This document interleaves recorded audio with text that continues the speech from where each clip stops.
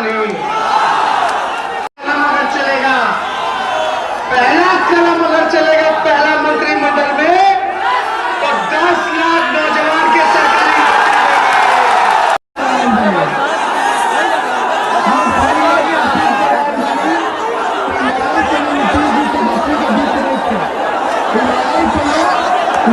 साथियों नमस्कार, मैं हूं नीरज पटेल और आप देख रहे हैं नेशनल जनमत। बिहार में पहले चरण यानी कि 16 जिलों की 71 सीटों पर मतदान हो चुका है। मैं पटना से दूर बैठ करके अन्य लोगों की तरह बिल्कुल भी एक घोषणा और भविष्यवाणी नहीं करूंगा कि पहले चरण में कौन आगे रहा कौन पीछे रहा, लेकिन चुनावी रैलियों में उमड़ रही भीड़, नेताओं के वादों और बिहार के लोगों की प्रतिक्रियाओं से मैं जरूर इस बात का निष्कर्ष निकालने की कोशिश करूंगा कि आखिर बिहार चुनाव में चल क्या रहा है। अगर आप एनडीए गठबंधन यानी कि नीतीश कुमार, नरेंद्र मोदी समेत केंद्र के तमाम सारे भारतीय जनता पार्टी के मंत्रियों के चुनावी रैलियां और भाषण सुनेंगे तो आपको उसमें झुंझलाहट नजर आएगी, नाराजगी नजर आएगी, खींचतान नजर आएगी, आरोप प्रत्यारोप नजर आएंगे। इसलिए क्योंकि इस बार नीतीश कुमार को भारतीय जनता पार्टी ने एक तरीके से फंसा दिया है। नीतीश कुमार की झुंझलाहट उनकी चुनावी रैलियों में साफ देखी जा रही है। इसलिए क्योंकि रामविलास पासवान के न रहने के बाद उनके पुत्र को पूरी तरीके से भारतीय जनता पार्टी ने अपने कब्जे में ले लिया है।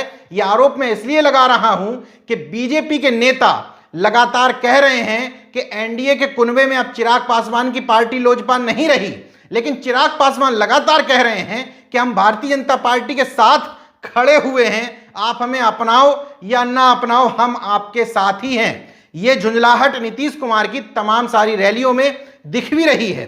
दूसरी तरफ तेजस्वी यादव की रैलियों में नए नए वादे हैं, आत्मविश्वास है, जोश है और उत्साह है। नीतीश कुमार जैसे भाषण कभी नहीं देते थे, यानी कि वो व्यक्तिगत हमलों के लिए कभी नहीं जाने जाते थे, सादगी से अपनी बात रखते थे, लेकिन इस बार के चुनाव में उनकी झुंझलाहट, बौखलाहट उनकी चुनावी रैलियों में साफ देखी जा सकती है। मुजफ्फरपुर की रैली का उदाहरण देखिए।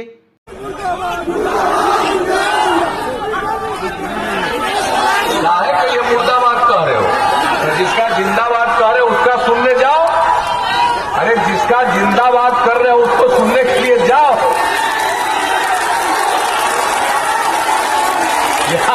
यहां हमको मालूम है कुछ लोगों को न कोई ज्ञान है न कोई अनुभव है।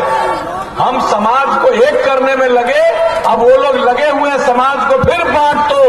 अब एक दूसरी रैली का उदाहरण दिखाता हूं। छपरा के सारण विधानसभा को संबोधित कर रहे थे, उसी बीच में नारे लगने लगे तो नीतीश कुमार इतने झुंझला गए कि वो कहने लगे कि वोट नहीं देना है तो ना दो, लेकिन हंगामा मत करो।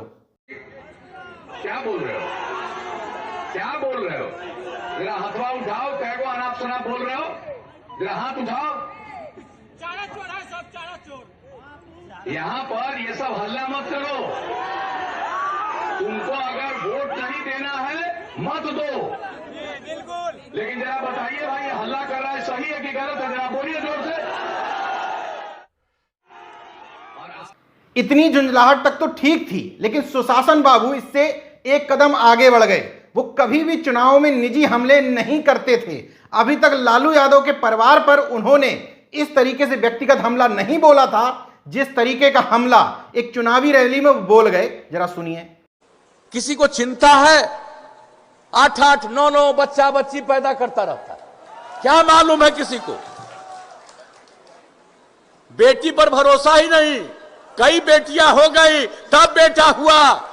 और आप सोच लीजिए कैसा बिहार बनाना चाहते हैं। स्पष्ट है कि तेजस्वी यादव जैसे नवयुवक ने, जिनको पहले भारतीय जनता पार्टी और नीतीश कुमार अंडर एस्टिमेट कर रहे थे, उन्होंने पूरे एनडीए कुनबे को हिला करके रख दिया है। और बिहार में चुनाव तेजस्वी बनाम नीतीश कुमार, तेजस्वी बनाम नरेंद्र मोदी, तेजस्वी बनाम तमाम बिहार कैबिनेट और दिल्ली में बैठी हुए केंद्र सरकार की कैबिनेट में नजर आ रहा है, जिसमें फिलवक्त तेजस्वी भारी नजर आ रहे हैं। उनकी चुनावी रैलियों में जिस तरीके से भीड़ उमड़ रही है, दूसरी समझने की बात है कि वो भीड़ लफाजी के मुद्दों पर नहीं है, वो भीड़ सीधे सीधे रोजगार के मुद्दों पर, नौकरियों के मुद्दे पर, विकास के मुद्दे पर, रोजी रोटी के मुद्दों पर आ रही है और उसी की बात लगातार तेजस्वी अपनी रैलियों में कर भी रहे हैं। तेजस्वी ने नीतीश कुमार के उस बयान का, जिसमें उन्होंने 9-10 बच्चे होने की बात करते हुए निजी कटाक्ष किया था, तेजस्वी ने बड़प्पन दिखाते हुए उस कटाक्ष का भी उत्तर किस तरीके से दिया, वो भी सुनिए। मोदी जी को निशाना बनाया जा रहा है, क्योंकि नरेंद्र मोदी जी भी 6-7 भाई बहन हैं और नीतीश कुमार जी को तो हमने पहले कहा है कि हमारे अभिभावक हैं, बुजुर्ग हैं, कुछ भी कहेंगे, गाली भी देंगे तो हमारे लिए आशीर्वचन के बराबर है, आशीर्वाद के बराबर है। और इस तरह की बात अगर वो कह रहे हैं तो साफ झलकाता है कि मानसिक रूप से और शारीरिक रूप से वो थक चुके हैं। तेजस्वी यादव के पूरे चुनावी कैंपेन को अगर करीब से देखेंगे तो उसमें सबसे बड़ा मुद्दा नजर आता है रोजगार का। वो साफ साफ कहते हैं कि पहली कैबिनेट के पहले हस्ताक्षर से ही 10 लाख युवाओं को सरकारी नौकरी देंगे। पहले तो भारतीय जनता पार्टी और जेडीयू के लोगों ने मजाक उड़ाने की कोशिश की, लेकिन भारतीय जनता पार्टी जब अपना घोषणा पत्र लेकर के आई तो वो युवाओं को 19 लाख नौकरी के वादे कर रही है, जबकि तेजस्वी यादव की घोषणा पर कह रही थी कि सरकारी खजाने में इतना पैसा ही नहीं है, 10 लाख युवाओं को नौकरी कैसे देंगे। मतलब कि तेजस्वी यादव के पीछे पीछे भारतीय जनता पार्टी चल रही है। तेजस्वी यादव लगातार मुद्दे पे मुद्दा सेट किए जा रहे हैं और पूरी भारतीय जनता पार्टी उनके मुद्दों की काट में उन्हीं पर हमलावर है। जैसे कि पहले चरण के एक तरफ मतदान हो रहे थे, दूसरी तरफ प्रधानमंत्री नरेंद्र मोदी 3-3 चुनावी रैलियों को ही संबोधित कर रहे थे बिहार में। उनका चुनावी एजेंडा विकास या रोजगार नहीं था, कोशिश कर रहे हैं वो छद्म मुद्दों पर लाने की, लेकिन तेजस्वी नहीं लाने दे रहे हैं। इसकी वजह से नरेंद्र मोदी को भी तेजस्वी यादव पर हमलावर होना पड़ा और उनको अपनी रैलियों में इस बात पर बात करनी पड़ रही है कि एक तरफ भारतीय जनता पार्टी और जेडीयू के विकास पुरुष की सरकार है, दूसरी तरफ 15 साल का जंगल राज और उनके युवराज हैं मनोज तिवारी, जिनको बीजेपी के लिए स्टार प्रचारक माना जाता है, सांसद भी हैं। जब वो पटना पहुंचे तो उनका पहला बयान क्या था? सुशांत सिंह राजपूत की हत्या के जिम्मेदार लोगों को बचाने की कोशिश कर रही है कांग्रेस। धर्म अधर्म की गणित में फिर से उन्होंने उलझाने की कोशिश करी। अब यही देख लीजिए, वो लोग हैं जो सुशांत सिंह हत्यारों के साथ खड़े हैं। सुशांत सिंह राजपूत के हत्यारों के साथ कांग्रेस खड़ी है ना।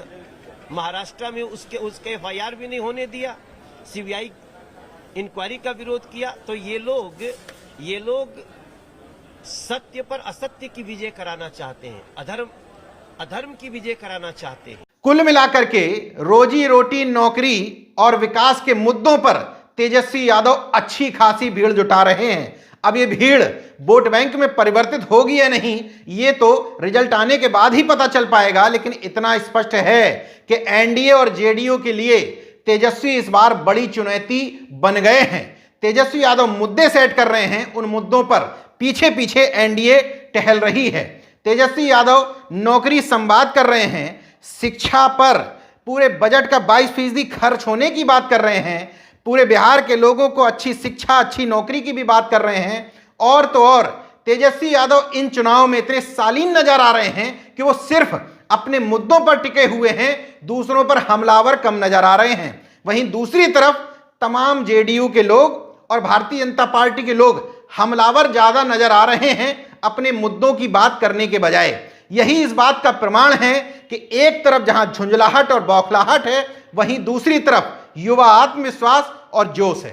चुनाव परिणाम कुछ भी हो, बहरहाल तेजस्वी यादव ने एक पैटर्न तो सेट कर दिया है कि छद्म मुद्दों की काट जनता से जुड़े हुए असली मुद्दे ही हो सकते हैं। यही वजह है कि पूरे एनडीए कुनबे में तेजस्वी यादव के प्रति बौखलाहट नजर आ रही है। वहीं दूसरी तरफ तेजस्वी यादव के तरफ इस बात की भी सिंपैथी जा रही है कि उनके पिता बिना डरे, बिना झुके अभी भी जेल में हैं। इसलिए तेजस्वी यादव अपनी रैलियों में उमड़ रही युवाओं की भीड़ को देखते हुए जोश में नारे भी लगा रहे हैं, करें कबा, लड़े कबा, जीते कबा। देखते रहिए संजनमत, जागरूक और सजग बने रहिए। जय विज्ञान, जय संविधान, जय लोकतंत्र। धन्यवाद। तो अगर आपने मेरा YouTube चैनल सब्सक्राइब नहीं किया तो प्लीज़ सब्सक्राइब कर लें और उस बेल आइकन पर जरूर क्लिक करें, जिससे जो मेरे न्यू वीडियो है